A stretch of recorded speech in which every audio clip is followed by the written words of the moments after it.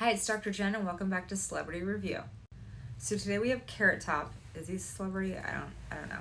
But sorry, I didn't mean to be mean. But let's start at the top and go down. Okay, we can start at the forehead here. His forehead does look like a different length, but it's because the medial brow is dropped so severely here that it looks like it's longer. You guys see this looks longer, but it's really just the placement of the brows. So what let's move down the face here. Let's look at what's staring out at us. These brows. Okay, what happened here with these brows? Well, two things could have happened. Okay, so if this was with tox, Botox, Jabot, whatever tox you choose, the reason that this would be as so severely spocked, and I don't think it's tox, but let's just say if it was tox, this is what happened. So you have right here, you have your corrugators. I can't frown because I have Botox, but see your corrugators are here. That's what causes the 11s right here. They scrunch in and they sit on top of your frontalis muscle. Your frontalis muscle goes like this. It's the lifting of the forehead. And when people go straight down with a needle like this, straight on, they go through the corrugator muscle and they hit the frontalis, dropping the medial brow, making it like this, right? See, so it's dropped so severely. And then what happens is your body counter responds by spocking up the tail of the brow, the lateral brow, and you end up like this. So that is a spocked brow, and that's why that happens. If you've been in my office, you know that I always go in to treat the corrugators laterally, so I don't take a chance of going through the corrugator and hitting the frontalis. I always go laterally because then it's absolutely impossible to hit the frontalis because the frontalis sits on the bone. So we don't take a chance, even though it takes a little bit longer to do. So that's what happened if he did tox to give this shape of this brow, the medial brow. Look at you guys, it's just like sitting right there on his inner canthus. It's just sitting there. Where in his before picture, look, there's like a nice distance. Here's the medial canthus, here's the brow. The brow comes out, there's a little bit of hooding, but not much. But what I think happened here is that he had a brow lift, and they did it probably endoscopically. And when you do it endoscopically, you go in here and you go in here. So you lift both aspects of the brow. Well, they didn't do that, and they just did one part of it, causing a completely botched brow. Now, on top of that, so you guys, he has a little bit of this extra skin. So he doesn't really need an upper bleph. It's not so severe that he needs an upper bleph.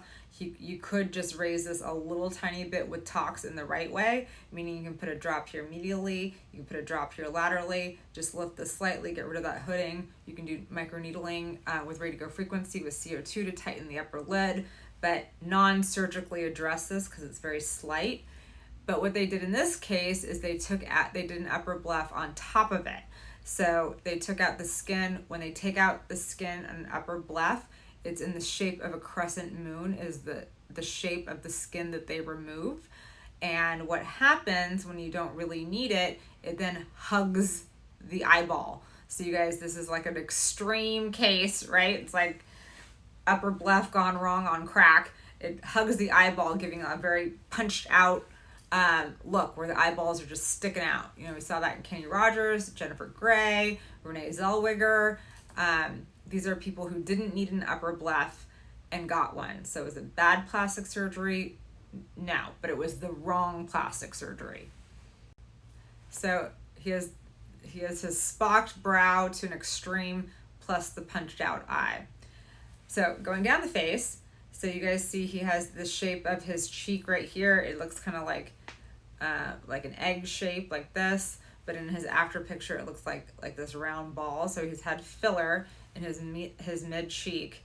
And then more specifically, whenever we do filler on a man, we always want to start from the lateral brow and go in. We never want to give I hardly ever give cheeks on women because I think it looks bad, but you never want to give a cheekbone on a man because it feminizes the face. But you see here, his cheek is very flat in his before picture, masculine.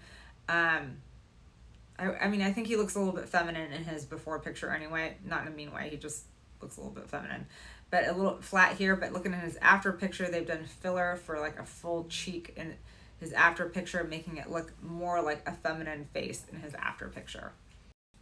Now going down the face, I don't think he's done anything to his nose. He's just like in a little different position in his after picture. But let's look at his lip. You guys see like here in the corner of the mouth, it's just like pointed down a little bit. So it happens to everyone as we get older, like the little corners of our mouth go down. We put a little bit of filler underneath it like this. And I do it to just make it flush. I mean, I've done it to me. See, it's just like straight. Now, what happens, we always want it straight, because if you put too much and you make it turned up, it looks like you're always smiling, but you also look like the Joker. You guys see these like little, I mean, it looks a little devilish, like the Joker pointing out. So this is too much filler to correct this downward little slope right here. It's literally the easiest thing to do. It's like 0.3 like of a syringe. It's so tiny, you just put a little bit there to push it to flat. They've done too much and they've created this Joker appearance of his mouth coming up like this. And then in the lower face, you see he's smiling. You see these smile lines. He has like a nice shaped jaw for a man here. And then in his after picture, you kind of see the same shape of the jaw. It looks a little bit more angulated here in his after picture. But I wanted to kind of focus on something else, which is his lips. So you guys seen his before picture on his lips. We know he's had work done here in his before picture, because this is the mentalis muscle. He's had Botox in his chin. The mentalis muscle starts deep. It comes out like a tree branch in the skin. That's why it gets like a little pocky when you get older. Those are the tree branches pulling the skin of the chin. And when you go too laterally, you actually hit the wrong muscle and it pushes the upper lip up, or pushes the lower lip up on one side. So you guys see that in his before picture. But I would take that over his after picture, where it looks like he's had lip filler and it's migrated down. You guys see this whole line underneath his lip here, and it didn't migrate just by chance. It migrated because they put it in the wrong plane into the muscle of the lip. So as he talked, the muscle is actually pushing the filler out around the lip. So we see that all the time. I'm just going to talk about how I would fix the before picture. So what you actually do is you do the other side too laterally, and you push the other side of the lip up, and then at least they have an even lip until it can wear off. So that's a way to correct that. But how do we correct this? Well, there's not much we can really do surgically. I mean, here, what we would do is I would put some Tox here to drop his lateral brow down so it's not so stark.